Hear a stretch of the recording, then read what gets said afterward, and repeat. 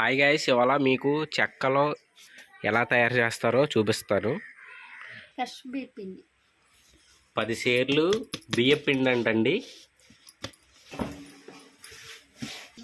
పొద్దున్నే బియ్యం నానబెట్టి మిషన్లో ఆడిన పిండి అంటండి. ఇది 600 గ్రాములు సాయిగుళ్ళు ఉడకపెట్టి పేస్ట్ చేశారంటండి. ఇదిగోండి, అల్లం వెల్లుల్లి పేస్టు, పచ్చిమిరకాయ పేస్టు, ఇది కొత్తిమీర నూనె కరివేపాకు అంటండి. 3 వేస్తున్నారు దాంట్లో.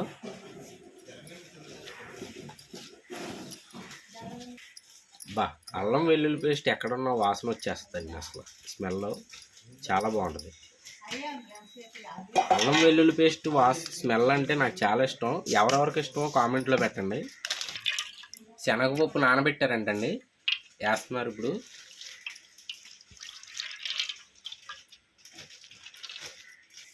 ఇవ్వండి, జీలకర్ర అంట,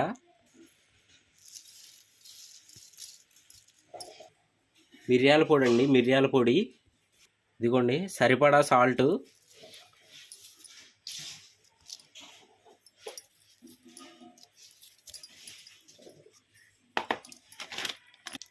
ఐదు కేజీలు బియ్యం పిండికి 1/2 కేజీ బటర్ అంటండి.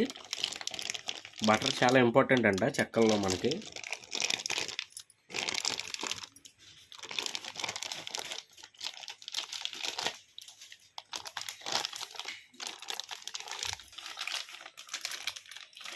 కొంచెం డాల్డా తేడా.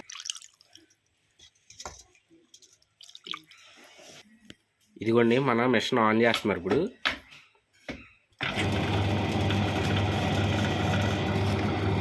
చూసారు కదా ఫ్రెండ్స్, ఎలా కదులుతుందో మన పిండి.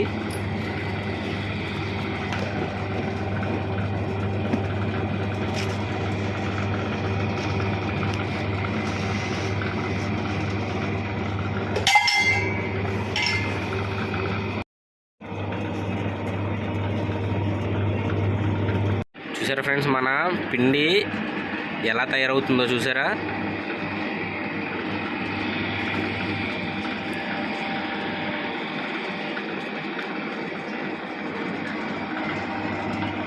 ఇదిగోండి, మన పిండి అయిపోయింది, తీశారు బయటికి.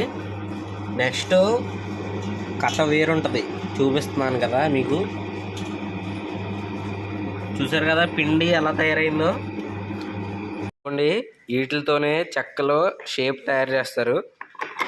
చూసారు కదా,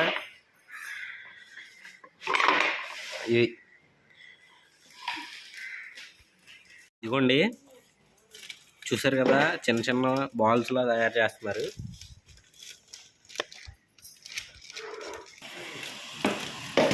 చూసారు కదా,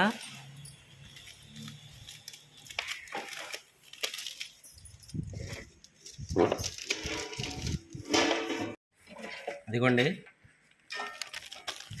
మన చెక్కల పిండి చిన్న చిన్న బాల్స్ పెట్టారు. చూసారా, చెక్కల షేప్ వచ్చింది.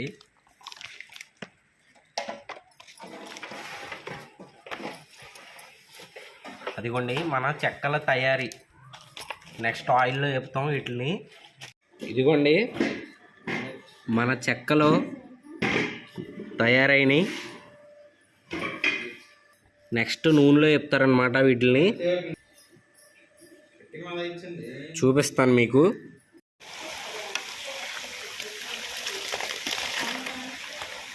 చూసారు కదండి మన చెక్కలు ఎలా ఏగినాయో.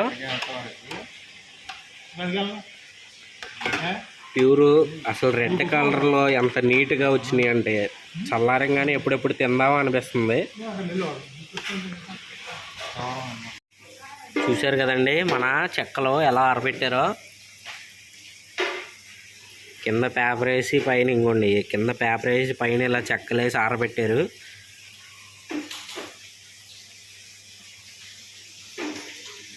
ఇవి చల్లారిన తర్వాత ప్యాకింగ్ చేస్తాం. ప్యాకింగ్ ఎలా చేయాలో మీకు చూపిస్తాను.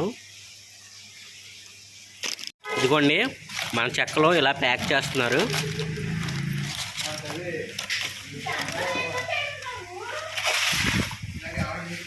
చూసారు కదండి,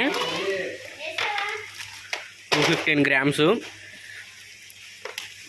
ఇదిగోండి, ఇదిగోండి ఆఖరికి అయిపోయింది మన చెక్కలో. అయిపోయిందండి మన చెక్కల తయారీ.